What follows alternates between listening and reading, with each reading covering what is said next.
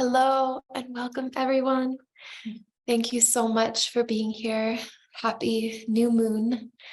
We're going to get started in just a few minutes, but I just want to recommend that you grab a few things if you don't have them already. One is a bowl of water. Two is some sort of sacred smoke to cleanse yourself with. And if you don't have any of these things, that's okay. But if you do, maybe take a moment to grab them.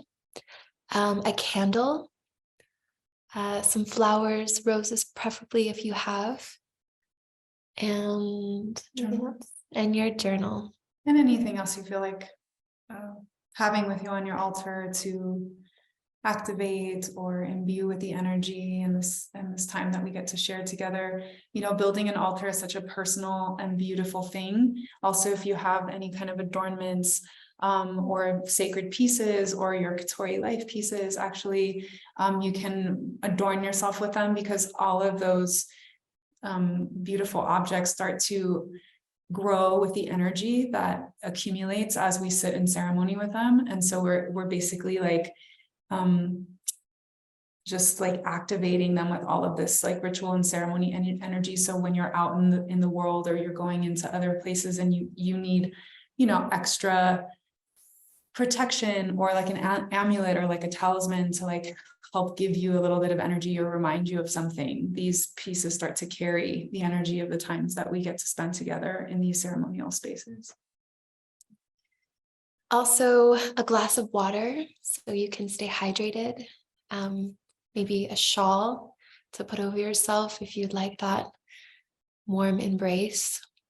And perhaps something sweet if you have like honey or some fruit or something. We'll have a little sacrament at the very end. And I highly recommend also to turn off your phone and just let the next hour and a half be just for you. No distractions, no calls, no texts, and just allow yourself to really drop in. And close your door too. I don't know if you have kids or a husband or whatever you have, just creating that sacred, quiet time just for you to receive. That is our highest intention for you and our time together.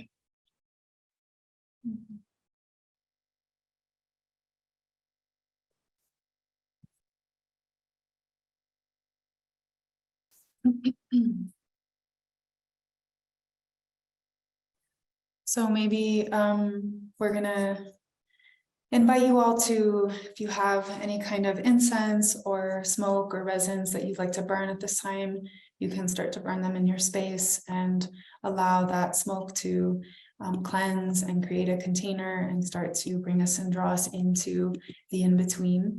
Smoke is such a beautiful representation of the in-between. It's like it goes something going from the material into the ethers, and it's that smoke that can show us actually the subtle spaces of the unseen world. So it's a really beautiful way to work in a space with ceremony and cleansing, and also bringing ourselves into our more magical realm, more magical state of being. And right now we're burning some pinon that's actually from the trees just outside here on the land. We're in New Mexico, in Santa Fe on Tewa Winga land. And yeah, it's a home of my matrilineal line for many generations up in Taos, and we just moved here a few months back in March, beginning of spring, end of winter, and it's been such a potent time to be on these lands. So we're sending these smokes of the pinon through the ethers and into your space. If you don't have any, you can just do a virtual etheric cleansing and gathering that smoke medicine over your crown and down your body, down the front, down the shoulders, in the back, and just feeling that for a moment. And just even by taking your hands and wafting them over these places in your body, just feeling how that in a subtle way starts to bring you into a different state of consciousness, of being, of presence.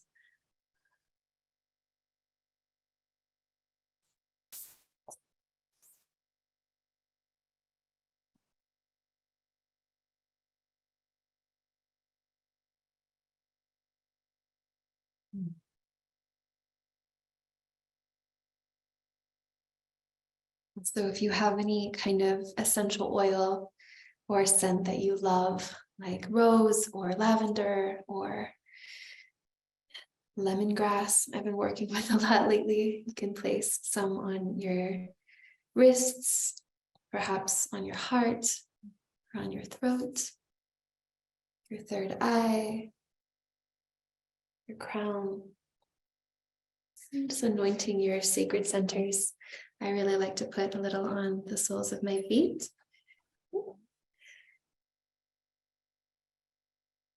The belly is nice as well. And perhaps behind your ears.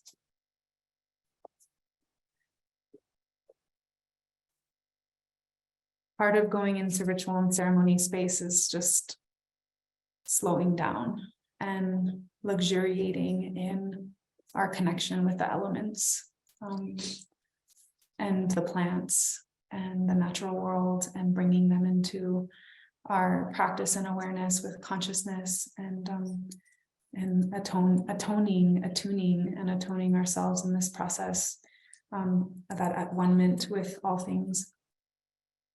And so as we cleanse ourselves with the plants and open our subtle senses,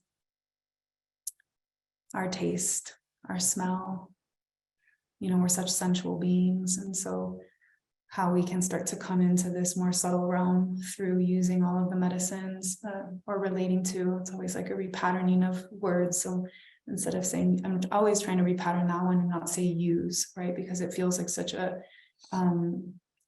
transactional word. So it's like being in relationship to, and just constantly repatterning our relationship to all things and relating to things from that way in consciousness.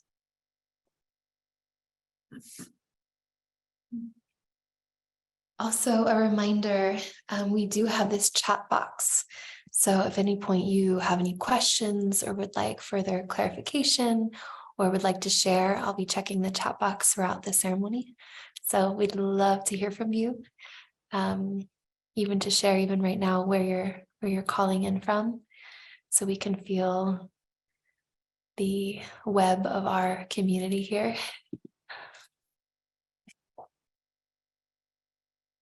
I'm also curious if anyone here is a Cancer or has significant placement of Cancer in their chart, like in their moon or their rising or anything like that. Twin Lakes, Colorado, Dallas, Joshua Tree, New Jersey. I'm an East Coast girl. Hollywood, California, Eugene, Oregon, North Carolina, Canada, Cancer rising, Toronto, California, Cancer rising, also in Los Angeles, Concord, Massachusetts, LA, Miami, Florida, Portland, Oregon, Cancer in Chiron and South Node, Syracuse, New York, Arizona, Dripping Springs. What? That sounds amazing. I'm gonna live there. Cancerian here from the sacred waters of Ontario, Canada. Beautiful. Argentina, LA, New Haven, Cancer moon. I'm also a Cancer moon. Mexico City, Cancer North Node. Oh my goodness. San Francisco. Hi, Petra. Wonderful. Well, welcome, welcome, welcome. We are so happy you are all here. Thank you for making the time, for being present. And we are going to begin. Big shout outs to our dear Catori Life team, to Holly Dakota, our dear sister, who's the owner and founder of Catori. We're just, ever so grateful that we've come into this collaboration so we can offer this space and be supported in our work, and also support you all as a community and support us thriving together as a community, and support a beautiful, mother and creator and artist and ritual sister in practice with her, business around doing sacred commerce and creating ritual pieces and adornment. So we're just, really honored to be hosted here in this way and for the space to be provided. by that beautiful, lovely team of amazing women.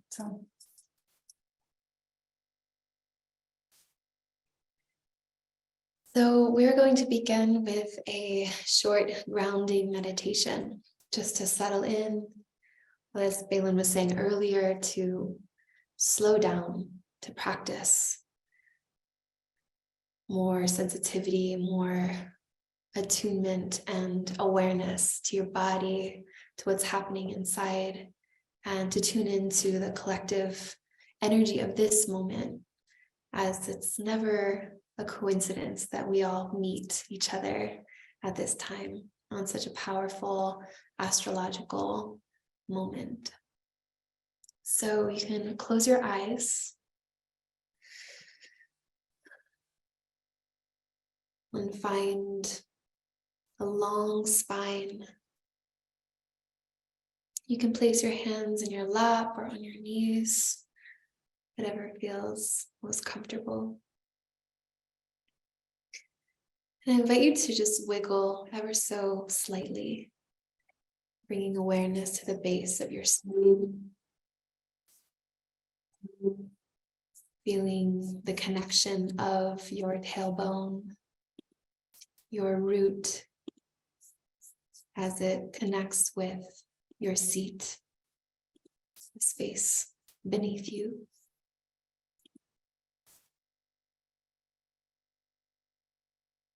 You can allow your movements to get smaller and smaller till you find yourself in stillness.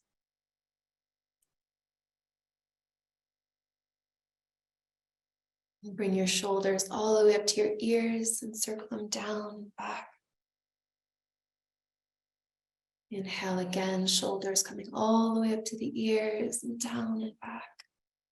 Opening through the heart. And once again, big circle all the way up to the ears and down and back.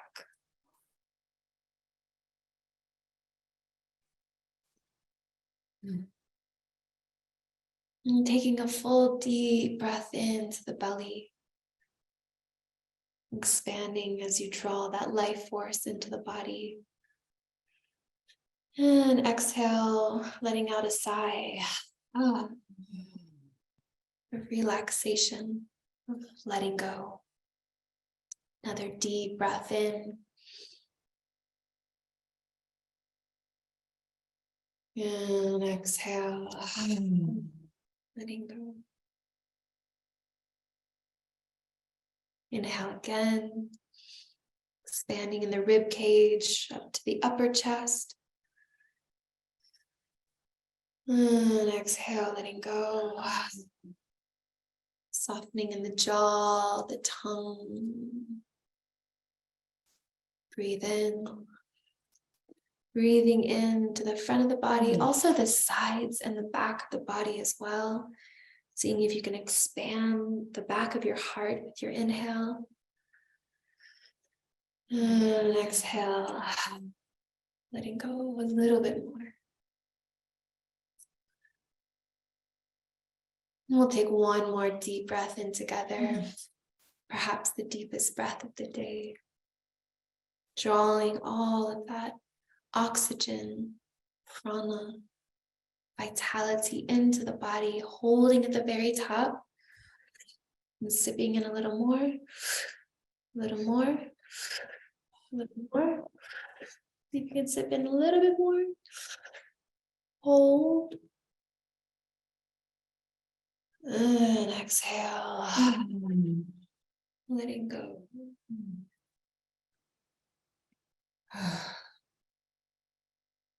And just finding a natural breath in and out through the nose.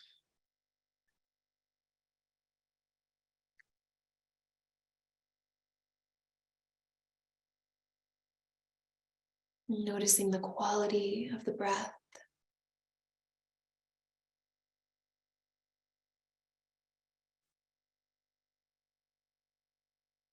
The temperature of the air going in and out of the nostrils.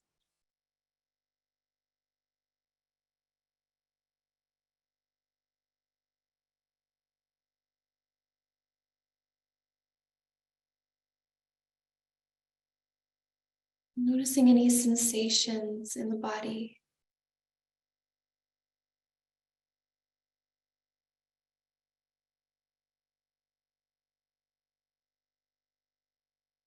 Actually giving yourself permission to feel.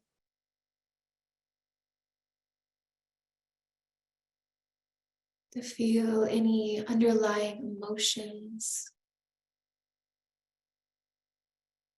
that have been swirling inside today or even this week.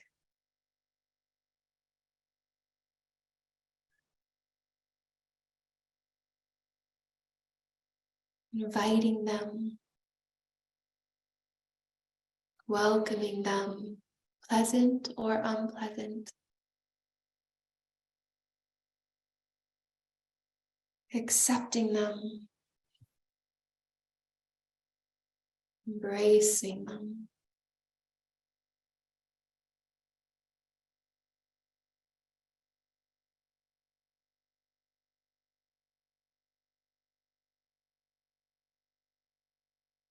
Inviting the totality of your being to be present here in this ceremony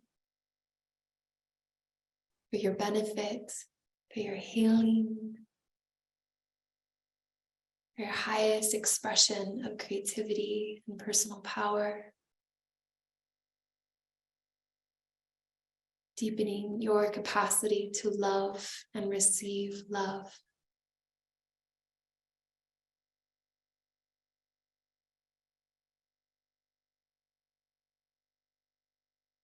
And setting the intention to be open, to be soft, and to be present with yourself.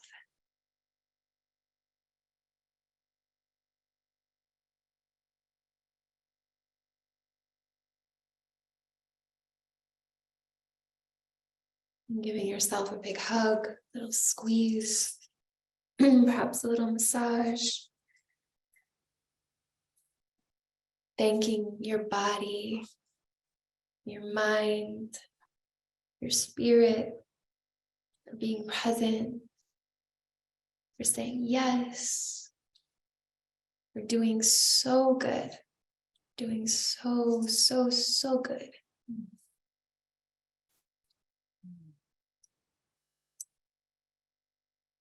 Bringing the palms together, creating some heat, some energy, and placing the palms over the eyes. And pressing that beautiful energy into your face. That loving energy, that nurturing, nourishing energy, pressing that into your body. Knowing that you are self-sourced.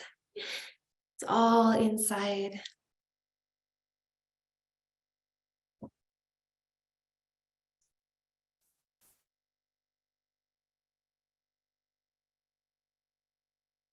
And as you feel ready, you can gently begin to open your eyes and come back into this space.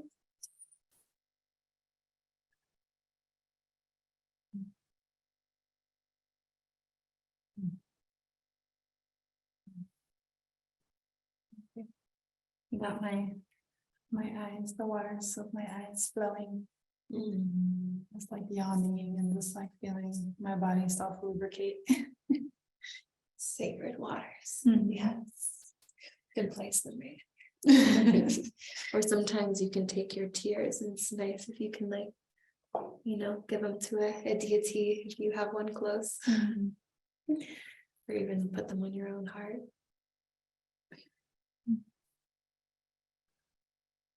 So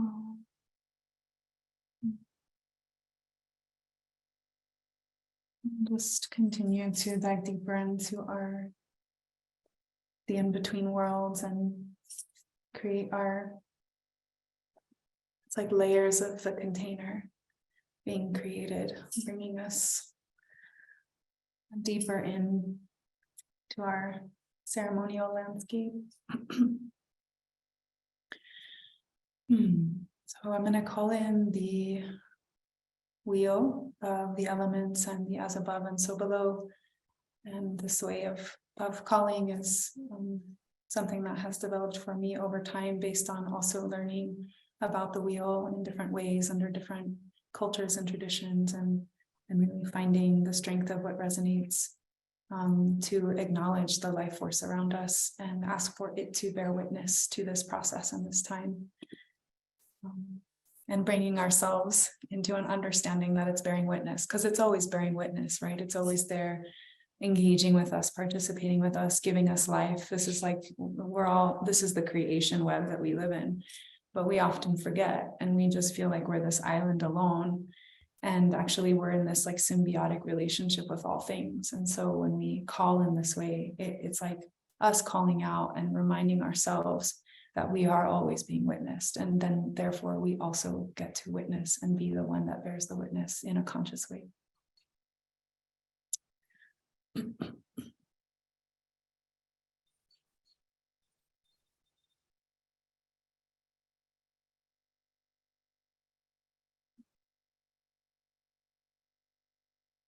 To the Holy of Holies, to the Heavenly Father, to the energy of the sky realms that hold us from above, watching over us, witnessing us, and guiding us in the skies and in the heavens. Welcome. To the Holy of Holies, to the earthly mother that rests below, that embraces and holds us, that anchors us and grounds us and gives us life. Thank you for that embrace. Welcome. To the air that is our sacred breath, to the breath of change, to the wings of the eagle, to the dawning of the rising sun. Welcome.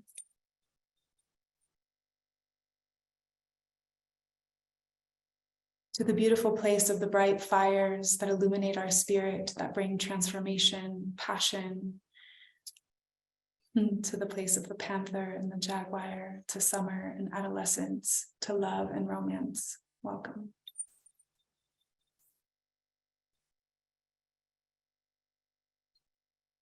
To the waters, to the deep waters, to the waters of our living wombs, of our mother's wombs, to the waters that we were birthed out of, to our blood, to the deep sea waters and all the creatures that swim in the sea, to the place of intuition, to purification, to our eternal home.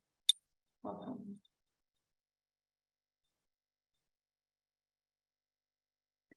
To the place of the holy mountain, to the ancestors, to the place of winter, to the mountain that is our body, to our flesh, our bones, to the grounding cord that anchors us into our flesh and blood and bones, that allows us to be in this vessel. Thank you so much for this life and this container. Welcome.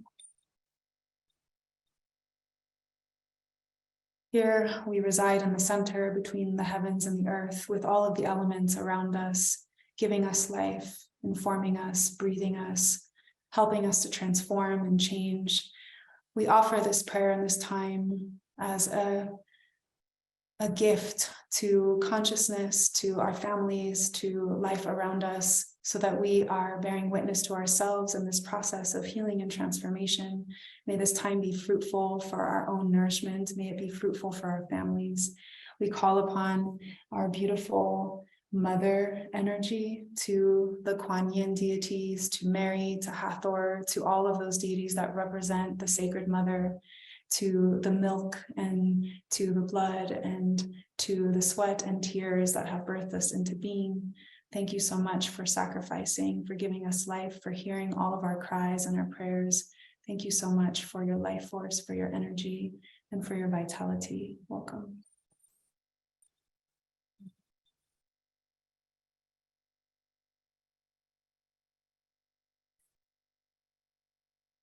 The circle is now open.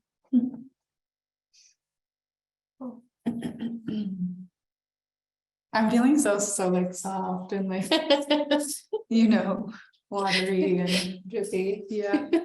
And sensitive, and I think that something that we've been talking, a lot of our conversations have been about, and the themes around them have really just even in our own personal conversations with ourselves and processes with each other, is all the themes have been around, you know, our sensitivity, our softness, like coming into greater wholeness, coming into deeper presence with, you know, this moment, the here and now, and actually bringing so much energy that got stuck in the mind, and starting to be gentle with that process of the mind and allow that draining to happen, so that actually we can bring all of that energy down into a feeling state of being, into a sensing state of being, into the waters of our sentient being, so that we can learn to trust more in this process and live from that place where we're actually enjoying the fullness of our experience in the here and now, and not getting so wrapped up in the plans or the future orientations that are outside of here and now, but actually just really tasting and deeply feeling like the beauty of, you know, what it means to thrive in presence and be connected to source and creation and divine, and nurture ourselves from that place. And so it feels like it's so in alignment with the theme that we're in Cancer. Yes. Yeah. Yes. So for those of you who may be familiar with what Cancer Moon represents, we'll share a little bit more to give you some context. And we'd also love to hear from you. What's alive? What are you feeling? Are you feeling as emotional and sensitive as we are? It seems like across the board with friends and clients and everything, we're just all in this space of cracking open and allowing for those sensitivities and those emotions to actually be our guiding light and our North Star for where the next layer of our healing and our growth is. So Cancer is a water sign, hence why we're wearing blue, and we have our sacred water here, and why tears happen, and why, you know, all of those bodily, you know, beautiful juices flow at this time. It's an expression of the mother. You know, water is that feminine essence, that flowing, that gentle, that strength, that nurturance that comes from within us, and also we can access outside of us and work with the elements in this way. So Cancer new moon is this incredible time. Like already the new moon is a time that we go in and we reestablish, we reset, we renew, we, you know, kind of review the month that we just had and set intentions for the moon that's coming. But it's like this powerful time of kind of like a reconciliation, you know, like taking stock of like where I am, what I need, and how do I move forward in the most intelligent way. So it's a time of going inside. It's a time of like tending to those inner realms and those more sensitive, more like yin aspects of us. And then when we have Cancer moon on top of that, it's like double yin. It's like the Cancer moon is like the mother. It's, you know, all about emotion and sensitivity and home and family and your like personal space and the way that you tend to your self-care and your, you know, how you nourish your body and how you're really like sitting in your own seat.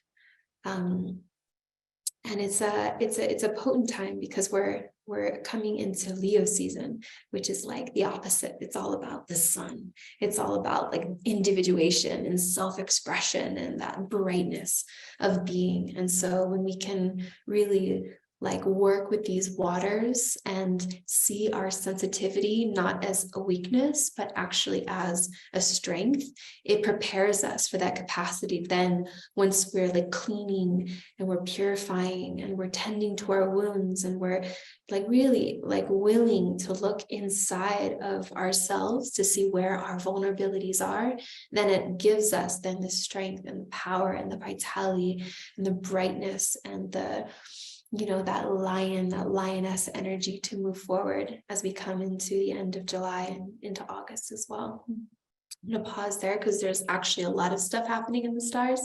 Is there anything you want to add to that? Just high level Cancerian Yeah, it's interesting. Cancer's in my South Node.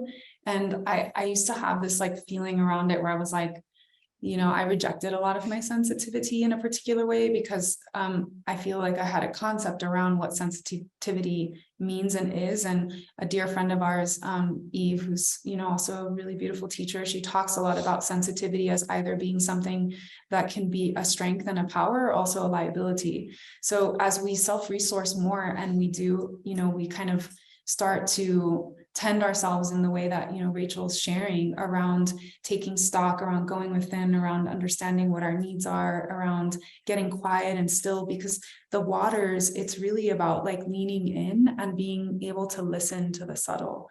And all the elements really have this way of drawing us. They're like the master teachers of this planet, the oldest ancient living masters on this planet. And for us to really gain the generosity of their teachings, they require us to lean in and start to listen. And especially the waters, it's like the subtlety that happens there and the sensitivity that that water influences in our being and can actually start to like teach us how to flow with that place of listening and that place of leaning in and of quiet. To do so, we have to really quiet down. And what, Rachel's saying about moving into Leo is really interesting, because if we actually don't take this time to prepare and sort of like go within, understand where we are, take stock of our feelings and our emotions, Cancer is the end of the first cycle of the elements in the astrological wheel. So there's 3 different configurations of the 4 elements that creates the 12 wheel. And I'm not a astrologer, but we've learned a little bit, right? And so the way that I've learned deeper is by learning the story of the wheel itself.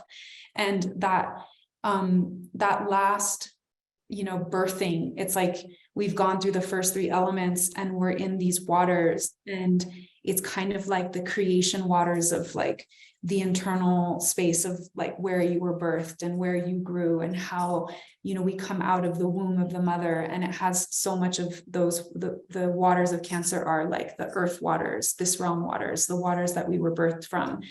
And when we birth out into the world and we come into that acknowledgement around the fire of like our egoic self, which is like really what Leo starts to promote, it's really important for us to enter into that fire with that conscious awareness of our sensitivity, so that we don't become a liability, or we don't start to misuse our ego or places that we're hurt that we didn't tend, and start to lash out and use that fire against ourselves and others, right? So it's important that we tend the sensitivity of our own wounds, of the places where we need to heal and mother ourselves and nurture ourselves, and really like put the sweet, balmy waters like on those wounds, so that we can anoint and tend and acknowledge. It's like so much self-acknowledgement, so that when we move into that fire, we do so from a place of,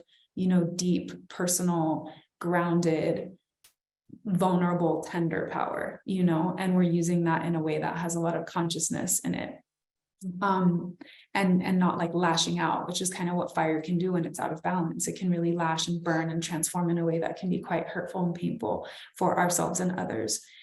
And so, Cancer and that sensitivity, I'm, starting to also understand and reframe my relationship to sensitivity, because so often we have this like concept that sensitivity is like dangerous, right? And because oftentimes like when someone's so sensitive, it can be really hard to understand how to relate to them, or you could say something that then makes them angry or upset or whatever. And so that sensitivity can become a liability for ourselves and others.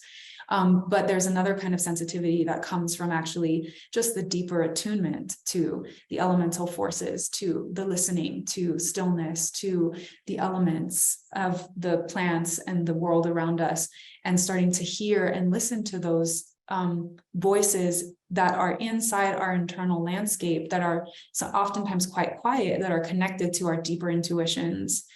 And we so often push those voices away a lot because there's so much noise in the external world, and we have all these programmings around the things that we think we should be doing all the time. And so, something to start to take notice or heed and become aware of is those subtler voices, and what are they, speaking or calling out to us or reminding us to do. And even just in the simplest way, heeding those voices and starting to build trust with the part of our intuition that is always there, actually reaching out and trying to inform us and guide us, that we so often just ignore. And so therefore, the more you ignore that voice, the sort of more soft it gets in the background. Whereas like if you start listening to it, you start paying attention to it more, it actually becomes part of your living conversation. And then it becomes that voice strengthens. And it could be as simple as like thinking of someone and hearing like that thought in the background that goes, oh, I don't know why I'm thinking about that person right now. And actually just going, maybe I'm going to call them in this moment. And then you call them and they're like, oh my gosh, I was just thinking about you. Or they're going through something and they needed a friend or something like this, right? So it can be as simple as heeding those little things and starting to build this kind of simple relationship to our quieter, softer, more sensitive, subtle voices that are guiding and informing and, asking us to grab this thing before you leave the house and put it in the car. And then it's like, oh, you're like, I don't need that. Why would I take that? But then all of a sudden you're like out in the world and you're like, oh, if I would have just grabbed that thing in that moment that this person randomly asked for, that I was like, oh, shoot, I almost grabbed that when I left the house, but I didn't, because we're oftentimes not listening to that voice. So these are like the subtle, more sensitive layers and realms of our intuitive process that are there, always asking for us to lean in and be in relationship. And it's also the voice that can teach us more about where we need to be nurtured and tended, the things that we might need. Oh, I'm hungry, but you push that aside. Oh, I need, to rest or take a moment to slow down or take a deep breath, or, maybe not go to this thing right now or not do this thing at this moment, because what your subtler voice is asking for is a moment of quiet, or, whatever that can be. And building a relationship and rebuilding a relationship with those quieter parts of ourselves that inform, and that can help us to self-resource so that our sensitivity becomes a source of strength and doesn't end up becoming a liability, because we're actually not listening to the deeper stirrings and needs of our subtle realm body. If that makes sense. Yeah, absolutely. So beautifully well said. And just in listening to you, I was like thinking about like energetically and like somatically the difference between the liability feels like there's no ground or no earth, where it just kind of sensitivity is like you just sort of fly away or get knocked off course or whatever. But when that energy is anchored in the body and the root is deep and really tethered into the earth, and that sensitivity just kind of comes up and becomes this incredible way in which we get to relate to the world and actually enjoy life more and to savor life more. And another visual that I was seeing in that relationship to sensitivity is like the importance of healthy boundary. And that when we have healthy boundary, we actually feel more safe to be sensitive. And how we create those healthy boundaries is essential to us actually being able to be open and sensitive and receptive, and to trust that inner navigational system that is our sensitivity, that's telling us like, intuitively what to eat, who to talk to, what to do, where to go. Like all these little micro decisions we make throughout the day all are rooted in our capacity to feel and sense and perceive from a place that is even more intelligent than our brains, but our whole body, our multidimensional being, our intuition, which is, as Balin was saying, all here and lives within our sacred waters. And, one of the shadows of Cancer is this tendency. It's like, you have the mother that is like nourishing and life-giving and like, just like full of vitality that then she gives to her family and she gives to her community and those that she loves. But the shadow side is overgiving. It's like giving from a place of depletion, or giving without boundary. And so that's why in this study of cancer, we recognize the boundary, we honor the boundary, and also continue to reestablish it. You know, the sign of Cancer is a crab. The crab has the shell. And why does it have the shell? It's because inside it's like so tender. You know, it's like just like the texture of that inside of a shell, you know, is just so vulnerable. And so how do we have that healthy protection while also not like closing ourselves off to love, and having that boundary be this like shield around us, or this hard encasing, or this armor that prevents us from actually, you know, engaging and interacting with life and love, you know, from actually being able to like receive and to experience and to, you know, live in that kind of resonance. The other thing I wanted to bring to mind is just, I think what happens so often in this space of Cancerian emotionality, right? Like if we don't feel safe in our emotions, then we tend to repress them. You know, we don't want to feel certain things. Like, I don't really want to feel fear. I don't want to feel anger. I don't want to feel rage. I don't want to feel, you know, so we tend to push uncomfortable emotions away and bottle them, right? And then we feel how that affects our body. That can manifest as illness. It can manifest as passive aggression. It could manifest in numbing ourselves with alcohol or drugs or food or all these things, because we don't want to feel. And there's that fear that like, I actually don't know how to feel. Like if I feel the depth of my emotion, I actually may die or I may explode, or I will be out of control. And I don't actually know how to meet these uncomfortable emotions. Yet they're there, and those feelings exist. And that's why we can be like always seeking love and light and peace and harmony and all of these things that we strive for as a human. But in that, we can't deny the things that are also present as we live in duality, right? We have light and dark. We live in a reality that is full of love and also full of cruelty. You know, I'm currently reading this book called Existential Kink. I don't know if anyone here has read it, but it's just like, she's like, God must be a kinky person to create a reality that has all this going on, you know?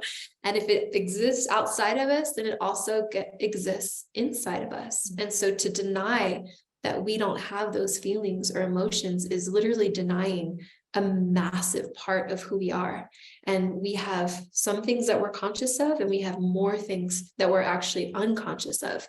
So the question is, in the realms of emotion, is how do we actually find the courage and give ourselves permission to feel those things? Like, how do we create the container to and to meet uncomfortable feelings consciously and with reverence and with respect and with neutrality and with this beautiful intention of becoming more integrated.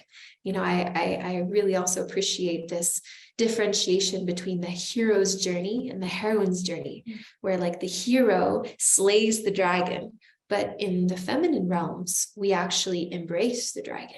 So it's the difference of like killing or pushing away versus bringing in and integrating. And it's through that integration process that we become more whole and therefore more strong, and our capacity to hold the totality of who we are and pleasant and unpleasant emotions. And we don't judge them or try and push some away and strive for others. It's like, you know, how can they all be honored? You know, how can we embrace them, honor them, cherish them, see the intelligence, the nutrients, you know, see the wisdom, the value in the full spectrum. So this is what becomes available to us in this portal of Cancer, you know, is that ability, that courage, that willingness, that availability to actually touch things that are seemingly repressed or stuck or scary, and we get to meet them and welcome them and alchemize them into our deeper understanding. So the last thing I'll share here, which is it just relates to what's also happening in the stars. I've been in a deep study with Inanna lately and learning about her incredible story and that descent that she takes. Inanna, she's the goddess of love and beauty, and also war and, destruction. She also is manifested in, Kali and all of these other goddesses.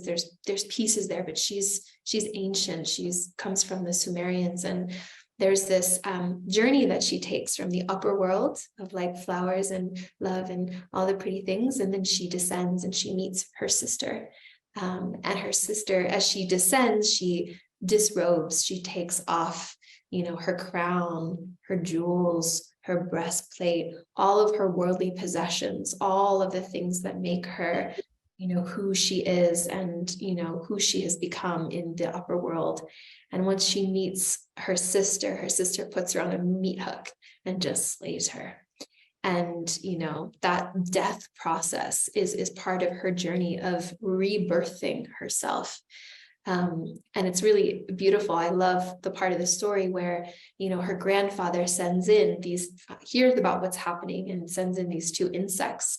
And the insects, they come with neutrality, and they come to hum and to moan with her in her pain. So as she's like dying and she's suffering and she's in the underworld and she's being just slayed, the insects come to moan with her and to be with her in that ultimate compassion while holding neutrality. And the story goes on, but she basically ascends and she comes back and she rebirths herself as a whole being, as a whole woman, a goddess who holds, the full spectrum of this reality. And I share that because next Saturday is Mary Magdalene Day, who is a beautiful embodiment of the mother and of Venus, the planet, as Inanna is also a representation of Venus. And Venus goes retrograde on the 22nd. And then Venus actually dies on August 6th. She disappears from the sky completely until the 13th. And then she's reborn again on the 21st. So she comes back. She's been the evening star. And then on August 21st, she returns as the morning star, as the resurrected version of herself.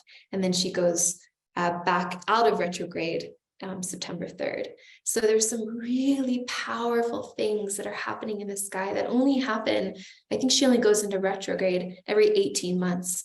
And she continues to shift from morning star and evening star, and then these sometimes long and sometimes shorter periods where she actually disappears completely and she goes into the underworld. So I share all this because, the more that we attune and we pay attention to what's happening in the stars, and especially as a woman, and for us as we are, devotees of Venus and of the goddess, and really understanding how to honor and worship and work with and, integrate these parts of ourselves as she's doing so in the sky, it can be very, very, very powerful to track this and to notice what's happening and what's coming up for you. And the last piece of this and how it relates to the Cancer new moon today is that, in this descent of Inanna, or if ever you're going through a phase of your life where you are being annihilated, you're dissolving, you're going through a death cycle, you are meeting the dark goddess, you are tending to the unconscious, you're tending maybe to your wounds or some of these places that haven't been accessible to you, that the power that Cancer offers us is emotion, that we can touch emotion and we can feel everything completely. And in that process of feeling it, we heal it. We heal it by allowing it into being with it. And I love this idea that emotion is energy in motion. So whenever you're feeling strong emotion, whatever it is, allow it, let it in, feel it, and also do things that help to keep it in motion. And so that's what we're going to be working with a lot today. More so is just that ability that we have, whatever we're going through, to find ways and to become masterful at not avoiding, but actually just allowing it to be there, and to then use the sacred waters, the movement, the ability to feel and to move things through so that they just keep going, and eventually, things will shift and recalibrate. But there's a lot of power and a lot of accessibility and a lot of gifts in these Cancerian waters that may be scary, but that's where the treasures lie, in those under realms and in those healing purification realms as well.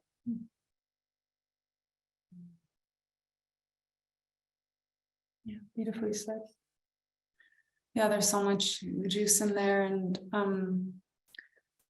just to add a couple more little pieces and threads is that, the waters are also like the great mystery and the place of the void. And so, this descent that Rachel's speaking of Venus and retrograde and Inanna, it's like going into the underworld is also going into the unknown and going into the mysteries. And the thing that's really beautiful about the depth psychology of that story is that when she goes down to meet her sister, Erishkigal, Erishkigal is the shadow side of her. So they're the same being. It's like she's going to meet herself in the underworld.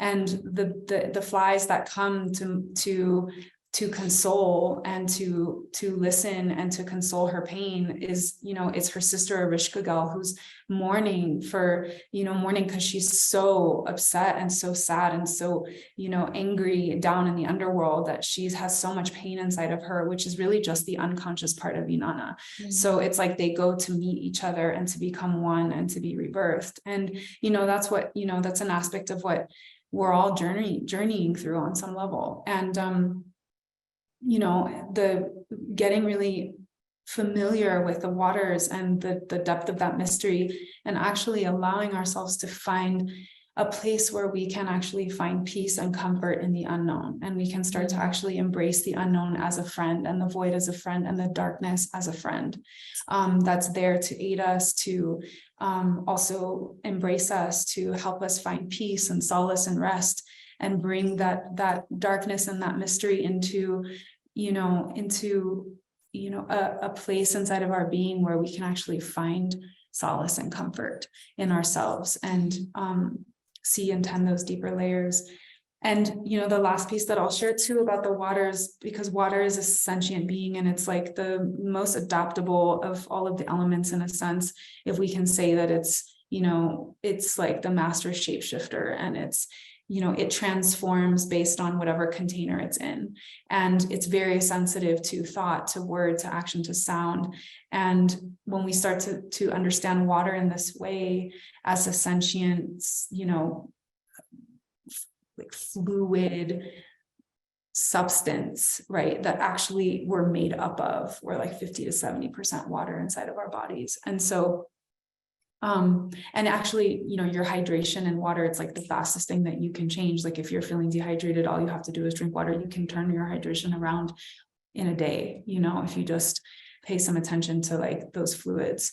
And that being said, there's this really beautiful book that this Japanese scientist wrote, Emoto, and he wrote about the hidden messages in water, and how they did all these scientific tests and studies, and they looked at water under a microscope, and they saw that they had people speak loving, kind words, think loving, kind thoughts, playing like frequencies of like classical music and ragas and things like that. And basically like the water transformed into these like coherent, almost like sacred geometrical snowflake crystallization forms. And then they did the opposite experiment, and someone like speaking unkind thoughts and, putting their anger or like, frequencies of music or energy onto the water that are more discordant, and the water became jagged and incoherent and misshapen, and sort of like didn't have any kind of rhyme or reason to it, and it was just sharp and and kind of edgy, right? And so if we think about that, and that we are made up of water, and so how we think about ourselves and how we put energy onto our own thoughts, into our own bodies, is affecting the cellular molecular structure of the water in our body. So when we start to recognize and remember that we are the elemental process, and that process makes up our life, you are more the elemental process than you are whatever your name is, in a sense, right? Because it's like we have all those stories and all those things that we create in our relationship to like our ego and our identity and all these things, but actually what's giving us life and what's running this body that we live in is the elemental process, and this process that's happening sort of unconsciously that we don't even have to think about. And the waters that flow are part of this process, and how we think about ourselves affects those waters. So this time also about finding moments where we find our thoughts going unconsciously into a patterning of like self-destruction or criticism or judgment to ourselves or others, and actually taking a moment to just stop and not get wrapped up into like the personal aspect of it, like, oh, why would I be thinking this and that? Because that's just part of the same process.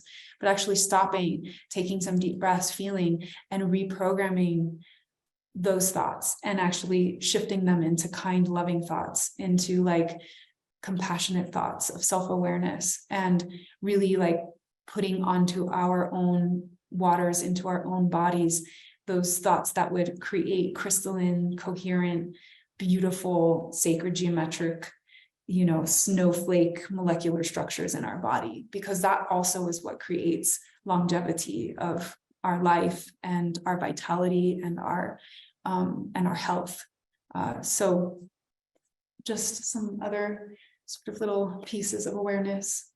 And it's just such a beautiful element, and such a beautiful time for us to dive into these waters. And as we move towards the mysteries of like the Venus retrograde and going into the underworld, when we do so from a place of more sensitivity and stillness and tenderness and self-care, we're actually preparing ourselves to have a more gentle dive into those under layers, and actually find that there can be like soft, moist, juicy, beautiful places in those underworlds that are very loving and kind and tender to that process with ourselves, and can really soften the way that we feel when we're down there, and not make it feel like such a foreign, chaotic, unknown place where we want to disassociate because we don't know how to relate to it, right? So beautiful. I love what you just said, because so much of Cancer is about relationship, whereas like Leo is about self.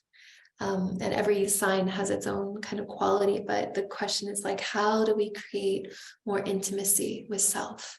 And when we create that intimacy with self, then we can create it with others. And so how do we relate to things? And that all starts with how we relate to ourselves, and having that courage to descend or to touch sticky or painful places, but do so in a way that is caring and loving and curious and open, and gentle and tender. And it's like, if we can approach any relationship that we have or any part of ourselves, that's going to be so much more kind and perhaps yielding than if we have a different disposition of being unconscious or resisting or judging or whatever it is. So yeah, that invitation of how do I create more intimacy, more connection with self and other, and in all my relations, how can I heal them? How can I refine them? How can I meet them in more truth and more trust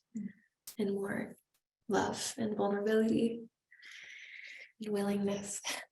So obviously we have a lot to say about this subject. And we are at our 7 o'clock mark. So we'll go straight into a little practice and a grounding and not a grounding, but a meditation around our waters, and just tuning into our own sensitivities. And then we'll have some short journaling, and we'd love to hear from you. And we'll close with a little water prayer and an anointing. So If everyone can just take a moment to just shift a little in your seats and yeah, just if you need to stretch for a moment and just find yourself in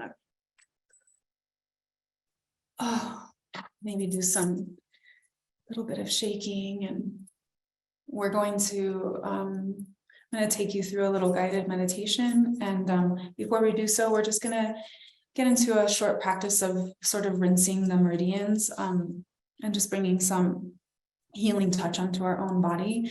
And these are things that we can do just in a moment, you know, all these little tiny moments of you know, either breath awareness or groundings, or, you know, working with certain plants, or these practices that we kind of take you through that are actually quite simple, but there are things that you can use on your own in your life. Like if you're getting ready to move from, you know, the car into a meeting and you are feeling a little bit anxious, or you're feeling like you need to just center and ground for a moment, you know, this way of sort of rinsing and washing ourselves energetically can really help bring us into a present moment of awareness with ourselves, can help tend and self-nurture, and also rinse away some of that, you know, that heightened sensitivity in our nervous system. So so find yourself in a comfortable seat. I'm just going to take my bangles off so that so just coming into a casual seated position and just feeling yourself for a moment, feeling the sturdiness of your body, of your vessel, and just rubbing the hands together. Just gently, just feeling that. And then just taking them over the forehead, across the crown, down the back of the neck, and then down the front of the body, and all the way. And again, and just taking a deep breath in as you move down the back of the head, down the neck, down the shoulders, across the front of the body, down the front of the body. And one more time, taking a deep breath in and exhaling down the back of the neck, across the shoulders, and the front of the body. And now we can just rinse our meridians. So with one hand, you can run across the top of the arm from the shoulders onto the fingertips, down the back of the arm, and it's like you're wiping the armpit 3 times where the lymphatic system is. And just washing and rinsing. We have so many meridians, the lung, the pericardium, the heart, that run through this area of our body, and then the other side.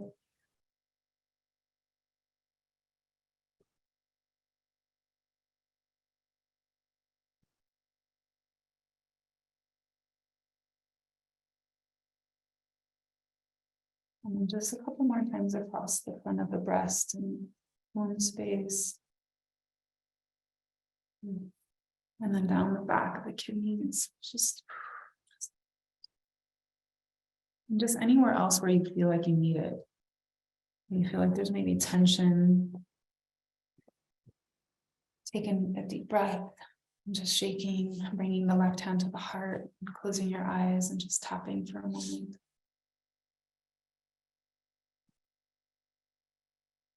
Tapping the heart and just falling into your own natural rhythmic breath, being conscious and aware of your breathing.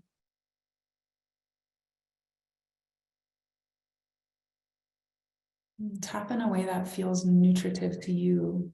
So if it feels like you're tapping too softly, give yourself a little more. If it feels like you need to lessen and lighten up, then give yourself a lighter touch. Just really, what does your body need in this moment? If tapping doesn't feel good, just rest your hand on your heart, really tuning into your particular needs, and then moving your fingers down as you tap, tapping the solar plexus, continuing to be aware of your breathing.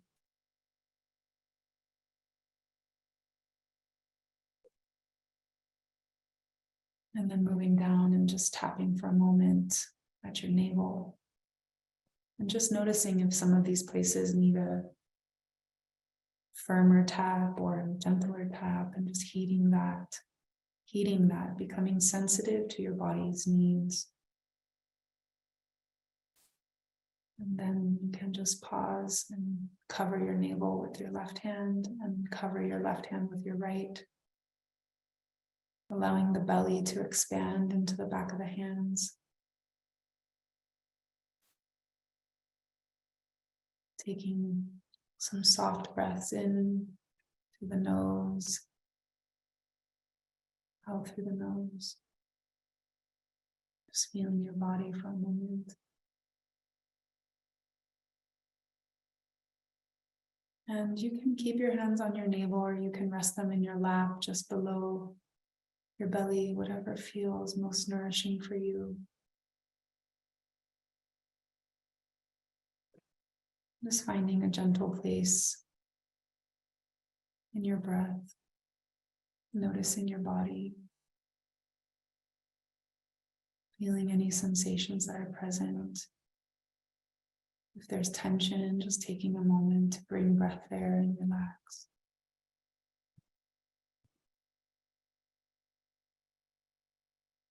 Listening to the stillness.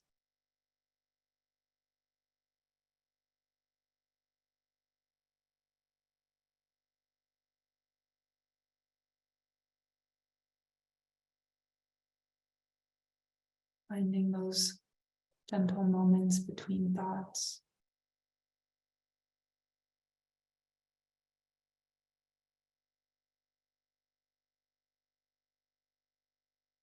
And now, as you breathe, each breath, breathing in, gathering yourself. As you breathe out, anchoring yourself deeper into this moment, into your body. Feeling yourself settling deeper into your root.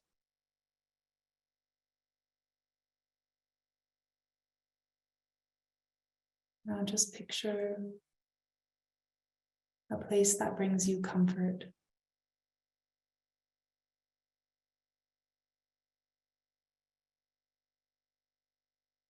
Allow yourself to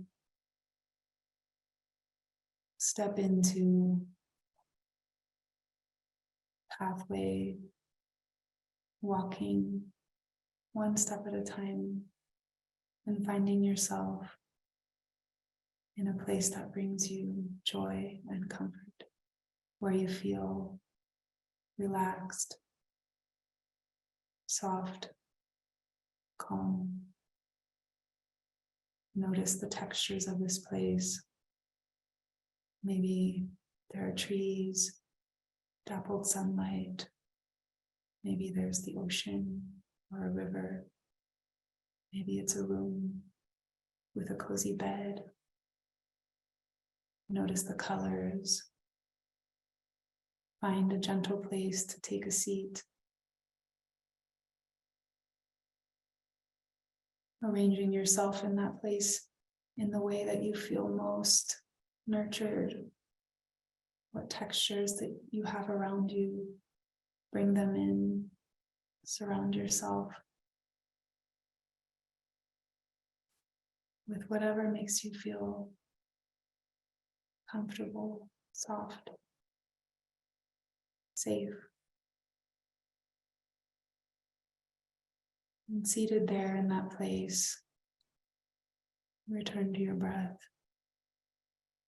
and find yourself sinking deeper and softer into the comfort of that moment, into the sounds you find there. And as you breathe, you bring your awareness down past your heart and your solar plexus, breathing all the way down into your navel, into your belly.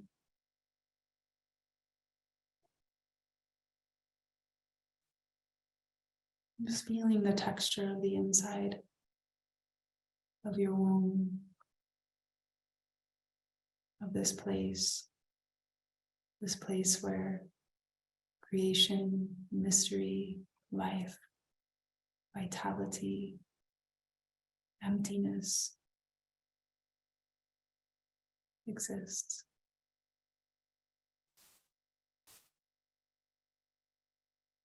Notice any textures or colors or symbols that might be in this space.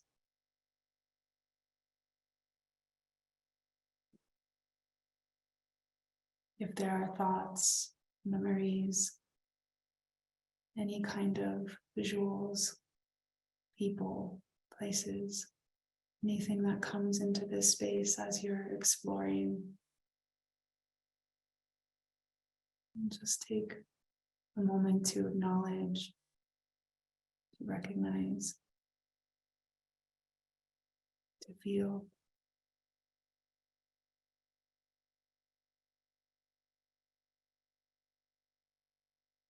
And breathing deeper into the back of the navel, you feel your umbilical cord, that place that was connected to your mother. You feel yourself surrounded by amniotic fluid floating in that space,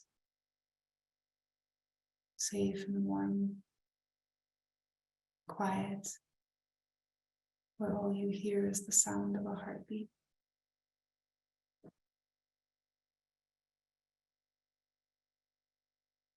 And just noticing what comes in that space.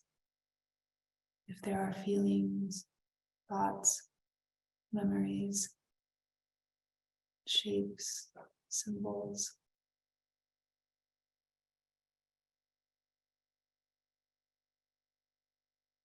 Breathing deeper into your own navel.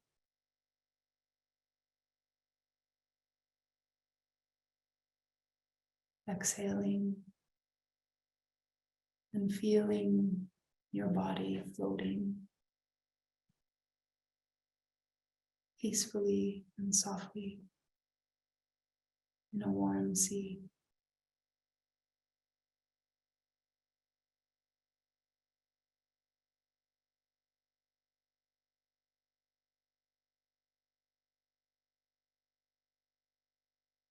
Taking a moment to rest quietly in this place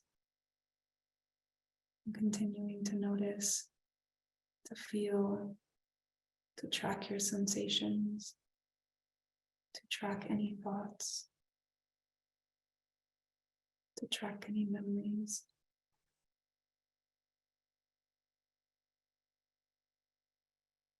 Being gentle and neutral, watching these shapes or colors or moments just pass by, floating in the sea.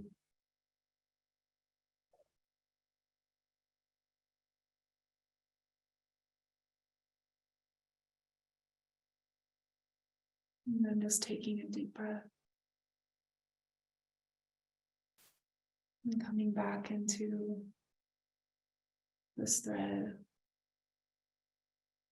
our umbilical cord, back into our own belly, into our navel, and placing our hands, if they're not there already, on this beautiful space. And just asking for a message.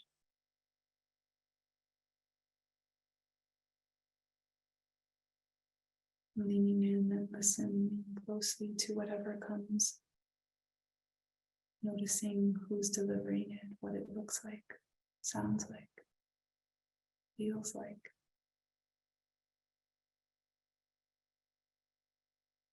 And then gently taking a deep breath and just drawing the energy from your hands up your navel, across the solar plexus and up to the heart.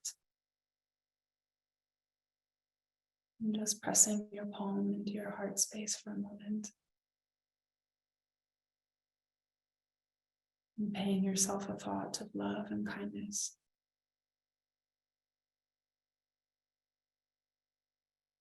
What does it sound like to speak to yourself in such a tender, beautiful way, acknowledging you here in this moment, paying a moment of love.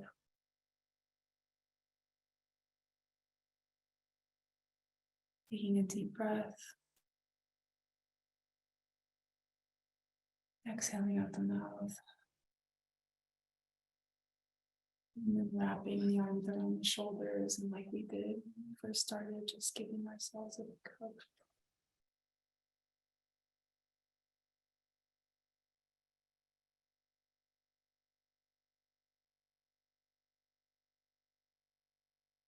Taking a deep breath, just letting go for a moment.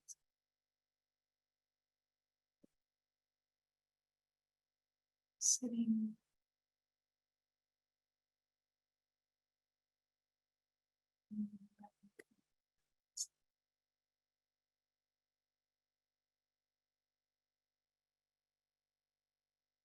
Softly take in the room that you find yourself in. Allow your eyes to land on something that brings you joy, that reminds you of beauty, color that you like, or texture. And just expressing gratitude for your space.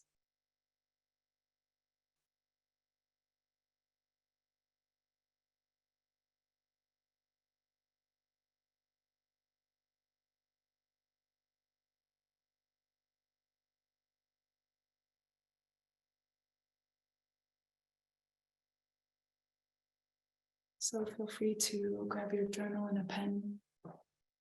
And just from this quiet, soft place, you can write whatever came forth in that space, and just allow your stream of consciousness to come through without editing or thinking, just from this soft space, just writing anything you felt, anything you saw, any colors, any symbols or textures, any messages that were found there. And you can write for 2 or 3 minutes.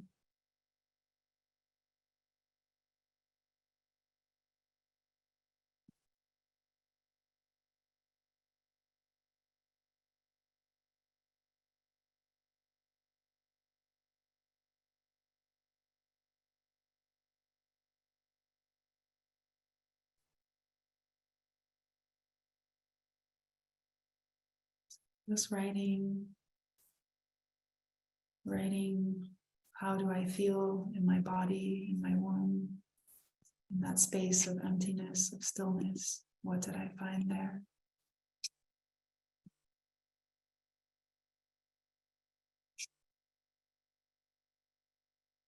Are there any things that come forth around what you might be needing? Record them. Maybe there's information around, some self-care around something you might need to eat, or maybe there's some information around taking a bath, around some plants, around, a place you might need to visit, a thought or a memory that you might need to remember to take into consideration of maybe how it themes into your life currently. Just seeing what's there in those watery depths, and just writing anything that's coming.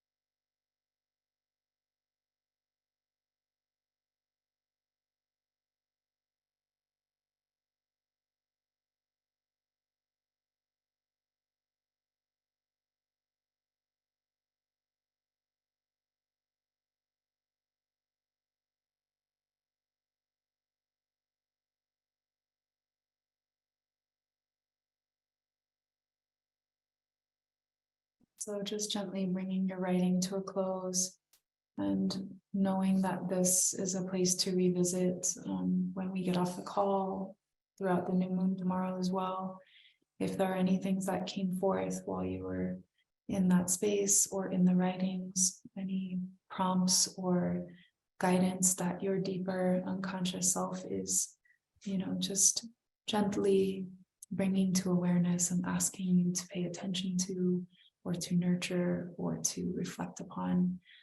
It's a really good time to go deeper into listening to those voices and things that come from the deeper waters.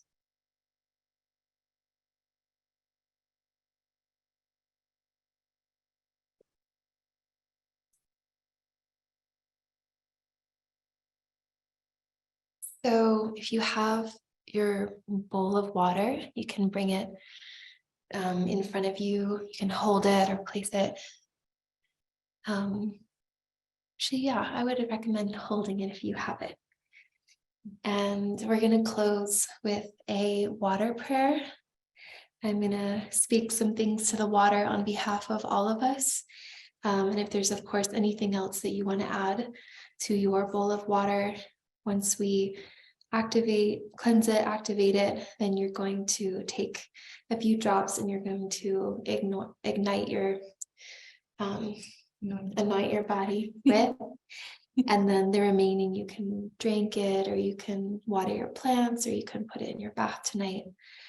So definitely hold on to this water after this moment.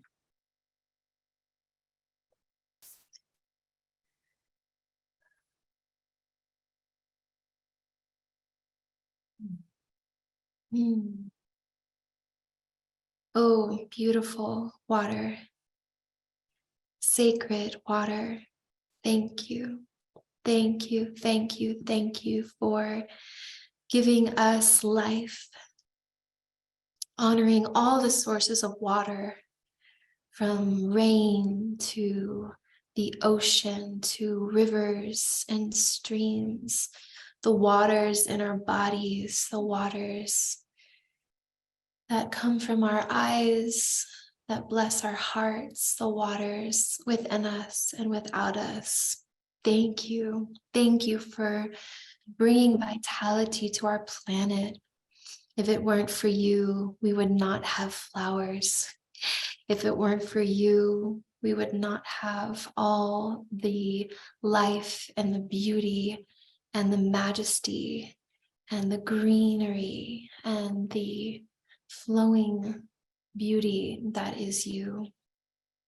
Thank you, water, for giving us life. Thank you for helping us to remember the power of softness and strength, that water carves stone, and that we can meet challenge with that softness and that gentleness. Thank you for keeping energy flowing and moving in our lives. You are the ultimate purifier. You are the ultimate renewal and renewer of our energy and our life force. Thank you for being an ally. Thank you for being with us on this dark moon. Thank you to all the water beings, the dolphins and the whales and all the fish and the coral. May all the underwater beings feel blessed and honored by us in this moment at this time. And I pray that we continue to have clean water on this planet, and that we learn how to care for you, to love you, to respect you as you so deeply deserve to be. And take a moment to add anything that you would like. You can just speak it into the water, any personal prayers or blessings or wishes or words of gratitude. Whisper it into your water.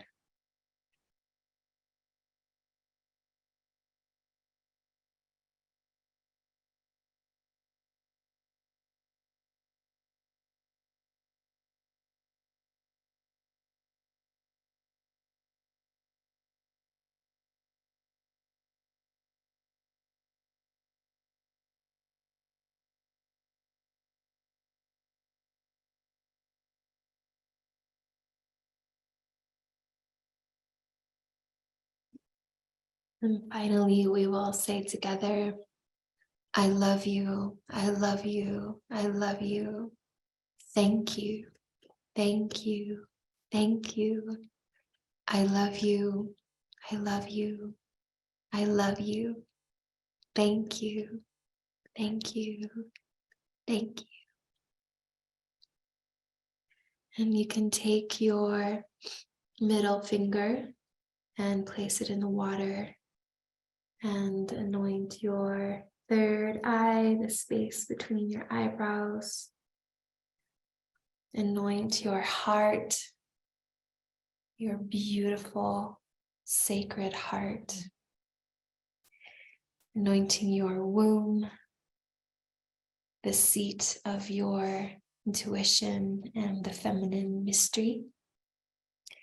And anoint anywhere else that you feel called, wherever your fingers travel to. It could be the crown of your head, could be the back of the heart.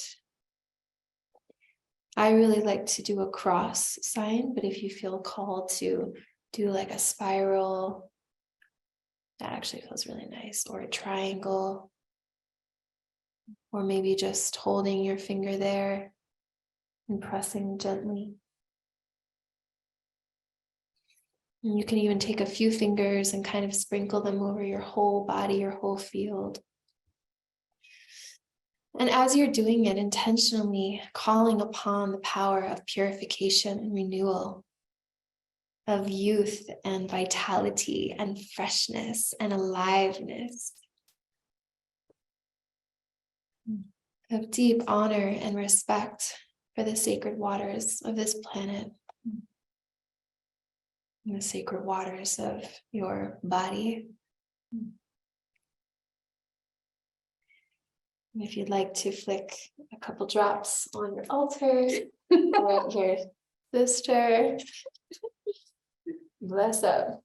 Yeah, because we have to remember to play too. And the waters can really help us remember to play. Like when we go swimming and when we're kids and we like playing in the water, it's like it brings so much joy and coolness and freshness and light and life. And so it's like through all this like emotionality and sensitivity and all these things, we have to remember to also like have fun and call upon the joy that is water, and remember to play and like be in our childlike spirit.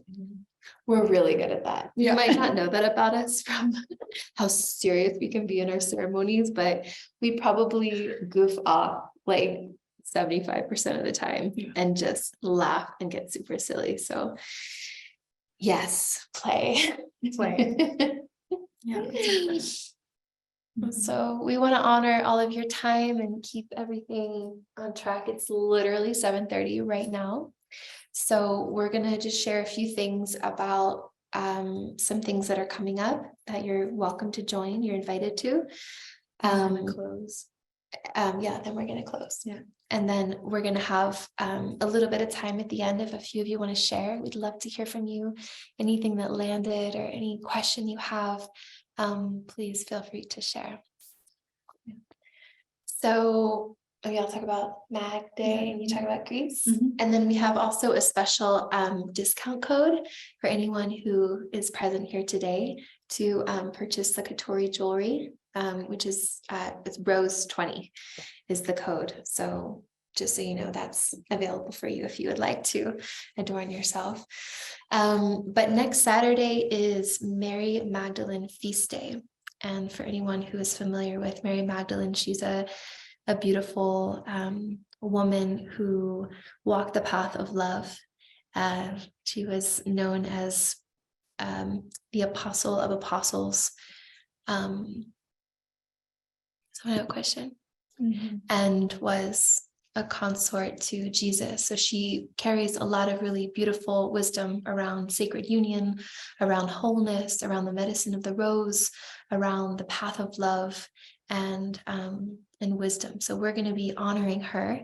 And so if you feel called to join, we'd love to have you. It's going to be next Saturday, and we'll share more details about that. And it'll be about 2 hours, and we'll go into ritual together and really honor her and talk more about her. And you know, you've probably heard her name, and she's really like making a big comeback right now. She has a lot to offer. So we're going to just celebrate her and honor her, and learn from her in the best ways that we can. So that's next Saturday, Mary Magdalene Day. And we also have and then we're actually, someone asked why we chose roses for this ceremony, and it's we're always choosing roses for ceremony because we both work with rose medicine, and so rose is the pathway of the heart, and it's also the pathway of Venus, and you know, it's also a divine symbol for the divine feminine, and it's also, you know, she's medicine on so many levels, also the medicine of boundaries. And so, I mean, roses in general are just so potent and amazing for ceremony, but we also have some rose lilies on the altar, and you know, bringing in colors that remind us of the heat of summer, but also the softness too. And you know, it's a really good time to bring flowers and things into our space that are cooling and light and fresh, and help bring that sweetness. Because it can feel, you know, very hot during these times and these months if you're in the summer season. And so bringing fresh light things in to help, you know, keep things bright and beautiful and nurtured in that way can be really helpful. So in September, we are going to Greece, and we have 4 spots left. It's a very, very special retreat and a very special journey. We actually were in the south of France last year with a really beautiful group of sisters, and we were on a pilgrimage for Mary Magdalene in her, the pilgrimage that you can take in the south of France, where she ended the last parts of her life, and you know, taught in caves, and they have a lot of sacred sites for her in different places and churches in her name and honor. And so while we were there, we were talking about how someplace we needed to visit and step foot on and actually go in pilgrimage and do a journey around was Greece. And interestingly enough, like 4 months later, both Rachel and I separately out of nowhere sort of got invited to come to this place called Kea. And it's a little island off the coast of the mainland, and it borders the Mediterranean and is in the Aegean Sea. And there's an Apollo temple in ruins, and we're in a private bay, and it's on this old, like beautiful farm property. And there's, you know, the brothers who run it, their family's been visiting there their whole life, and they're just like-minded kin and spirit, and they invited us to come there and offer something. So we were like, wow, that's such a like immediate alignment. So we said yes, and we're taking a small group there to do a beauty way retreat and dive into the element of water, into the Aegean Sea, and to do some ceremony with water, and to wake up every morning with tea and ceremony and meditation and some movement. And it's going to be a really yummy, like sensually activated retreat with a lot of also rest and self-nurturement and care and delicious food and deliciousness. Yeah, it's like this is like the, you know, we have all, you know, I have like my immersions and things where I'm like Zen, and it's like discipline, and it's like meditation, and it's like hardcore. And then it's like, but then we have like this part of us that's just like, just wants to be in the like soft beauty way and the sensuality, and really dive into like the yumminess of that part of our being that is so sensual as divine feminine beings. So if you're feeling called, it's very small. There's only 10 spots available, and we haven't even released it to the public yet. We haven't posted it on any social media. We've just sent it out to some of our more private email lists and clients. And there's, you know, 4 spaces left, and all the rooms are shared. So please write us. If you feel called to come, you can write directly to wayofteaimmersion.com, or you can write Rachel or myself at All Matters of Spirit, and we can send you more information. And yes, rose frequency is the highest frequency of all flowers, which is a really important thing to note. There's a lot of intelligence in that rose, in that flower. We will receive, yes, we will send you a follow-up with information about the Mary Magdalene ceremony, and the name of the Greek island is Kea. KEA. Yeah. And also, if you guys follow us on Instagram, then we will also be sharing more about the Magdalene ritual then, and then Greece also. But the best thing would be just to message us, and we'll send you a follow-up email in the next few days with more details about the retreat and about the ceremony. The dates are September 24th to the 30th. yes, and I'll put both of our Instagrams. And also, if you sign up for our newsletters, which I think you guys already, oops. Well, we'll just add all yeah. those people in. So Yeah. So yeah, I'm really excited about Greece myself personally, because it's like it's important to note that all of the retreats and immersions that I have ever been a part of have never been me going out and seeking a place to do something that I want to do. It's more like a collaborative expression with the universe, meaning somebody writes me and says, I have this land or this property, and we really want you to come here. And then I go, okay, well, that sounds really beautiful and interesting. And there's medicine I want to weave with a sister that I feel, we want to collaborate together. And then there's a resonance there. And then we create something that's based on a desire and a need that's coming from beyond our let's just do this thing and go create it there. It's like, it's a co-collaborative experience with the divine and the universe, which I find to be really important, because when that kind of information is coming through like that, and all of those who feel called and say yes to the journey, it's like this whole beautiful mandala of puzzle pieces comes together. And for whatever reason, we're being called there, that place is calling us, and it's this like beautiful symbiotic, we're all being called together as a group, and so much magic happens in that place. And it's very potent, and it never ceases to amaze me. So before everyone jumps off, I'm just going to close the prayer so that we can go in a good way. And if anyone wants to share afterwards, we'll stay on for a bit longer, but just to give our full attention and to close our ceremony in a good way. And if anyone has questions about Mary Magdalene Feast Day, about Greece, then we can stay on longer to answer those questions and to hear how it's going for you during this new moon in Cancer. So thank you so much for being here. Closing is such an important tending the circle. So thank you so much to these deep Cancerian waters, to the mother who hears all cries, to Mary, to the Marys, to the deep sea, Mermaidian, Holy Grail, chalice bearers and chalice carriers, to Kuan Yin, the mother of compassion. Thank you so much for witnessing us and holding us and guiding us in this way at this time. Thank you to our own pathways, to our bodies that bring us here, to our hearts, to this vessel that we inhabit, that is this beautiful midpoint between heaven and earth, that is informed and guided by the life-giving force of the elements. Thank you so much to creation for this life. Thank you. To the holy mountain and temple that is this body, to the waters of our living womb, to the fire of our bright spirit, to the air that is our sacred breath, to the mother of mothers and the holy of holies that holds us from below, and to the holy of holies and the heavenly Father that watches over us from above. Thank you so much for witnessing us in this time and space, for being our web of creation for this life that we live, that we lead for our families. May this touch all those that might need this in a moment of peace, with quietude, with love, for the highest good and the good of all beings. Blessed be. The circle is now open, but unbroken. You. Okay. So if you have your sacrament berries, or we have cherries or honey, you can, it's been sitting on your altar getting all blessed up. You can enjoy it.